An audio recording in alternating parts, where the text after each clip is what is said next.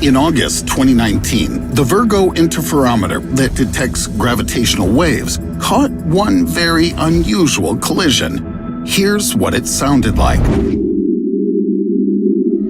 That was a black hole swallowing up another much larger object. It happened 770 million light years away from Earth, and it's something we'd never, ever seen before. One thing is clear. That was some remnant of a dead star that existed on the boundary between known neutron stars and black holes, in the place where nothing except a void is supposed to exist. And although this Object X disappeared forever after the collision, it could change the way we perceive the universe. But where did that gap between neutron stars and black holes come from? How extraordinary could Object X actually be? And what objects do stars turn into after they die?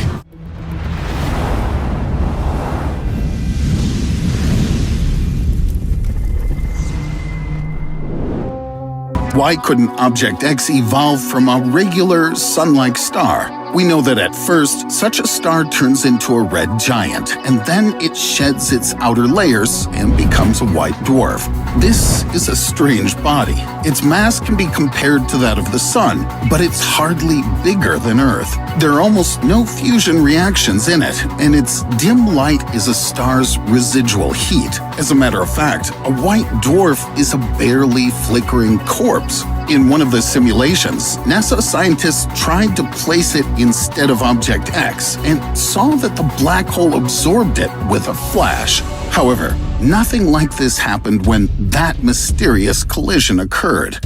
What's more, white dwarfs cannot be as massive as Object X. The Chandrasekhar limit is the maximum mass of a white dwarf star, and that means there's no way it can be more than 1.4 times heavier than the Sun. But what if, while searching for Object X, we test this theory and make two small white dwarfs crash into each other? That's precisely what happened 7,000 light years away from Earth. In the constellation of Cassiopeia, a couple of two white dwarfs produced a bright and very exotic zombie star. Some astronomers compared it with Frankenstein's monster. But eventually, we'll see that the Chandrasekhar limit isn't just a saying, as gravity will compress the stellar corpse and make it even more extreme. And then it really will begin to look like Object X. But why can't remnants of even larger stars and products emerging after collisions between white dwarfs be our Object X?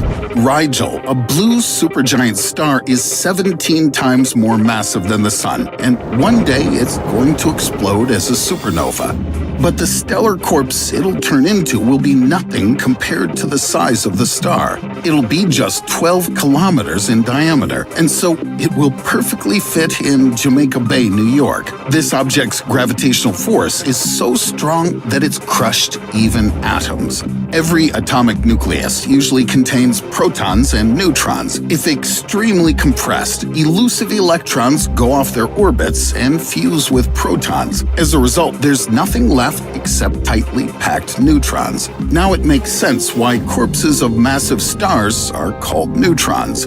Given this density, a typical neutron star has a mass in the range of 1.5 to 2 suns. As a rule, when it collides with a black hole, there's no visible explosion. That's why astronomers initially thought that Object X looked like a neutron star. Apart from that, they also studied its gravitational waves and calculated its mass. And here lies the main problem. According to the Tolman-Oppenheimer-Volkov limit, a non-rotating neutron star can't be heavier than 2 suns. Otherwise, gravity will take over and squash it into a black hole. In case this object does rotate fast, we can add 20% more of the solar mass. But our elusive Object X is more than 2 times heavier than the Sun. So what is it? Just a small black hole, case closed. It's a shame, but the tiniest of known black holes is 2 times more massive than Object X, since this mysterious stranger lies on the boundary where, as we tend to think, nothing except a void can exist. Well, maybe a void, and some even stranger objects whose characteristics resemble that of Object X the most. However, they are hardly more than a theory.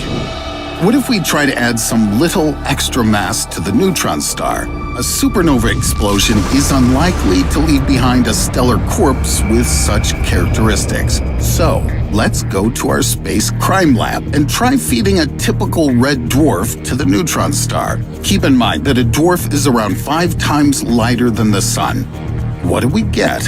According to the laws of quantum mechanics, the neutron star won't be compressed into a black hole at this point, but will shrink even more and turn into a quark star. The force of its gravity has crushed even its neutrons. Each of them has broken apart into even smaller particles called quarks. It's like cramming a few burritos into one little lunchbox. When snack time comes, you'll have to eat some weird mess.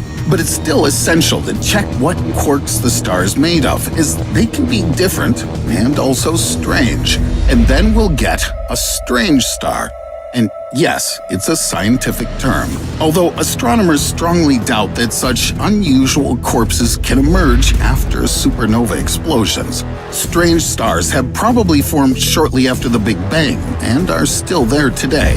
Does our Object X belong to them?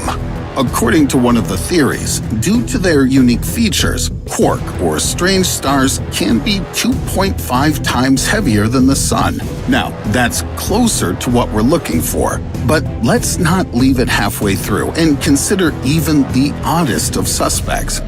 Could Object X be an exotic star with the most unusual characteristics and mass? The best way to get one of them is to make a neutron star swallow up a small white dwarf. As a result, we'll have an electroweak star whose mass is very close to that of Object X. At first glance, it looks like a neutron star, but its core resists being compressed into a black hole through the so-called electroweak burning. And it gets energy from those very quarks that, under other conditions, produce a quark star. However, it's estimated that an electroweak star can last 10 million years at most, and eventually it'll collapse into a black hole. Although, according to basic principles of quantum gravity, there may be an alternative outcome. This celestial body is very similar to a black hole, but don't let it trick you. You're looking at a Planck star. If a supernova explosion makes energy accumulate in a certain way, the laws of quantum mechanics won't let the stellar corpse become a black hole. At the same time, a Planck star, as well as electroweak and quark ones, turns out to be nearly a perfect candidate for Object X. And finally, here's the last theory, and it gives scientists a splitting headache. Indeed, the black holes that form after supernova explosions can't be lighter than 5 suns, as they immediately absorb a lot of matter emitted by the dying stars. But if some unknown law of physics spoiled the first breakfast in the black hole's life, this also makes it a potential Object X. In fact, all our versions are so bizarre that whatever our stranger really is, it's a breakthrough for astronomy anyway. And not only for astronomy, since many of us contact dead stars daily. When neutron stars collide, heavy metals like gold occur. You heard right. Your jewelry is literally made of blown stellar corpses. In the long run, Object X could emerge this way too, in case, for whatever reason, some 2 small neutron stars released a lot of mass when hitting each other. That's how a previously unseen black hole lighter than 3 suns could be born, together with gold dust sufficient for forming a whole new planet. Who knows, maybe right now you're wearing a piece of Object X on your neck, hands, or ears.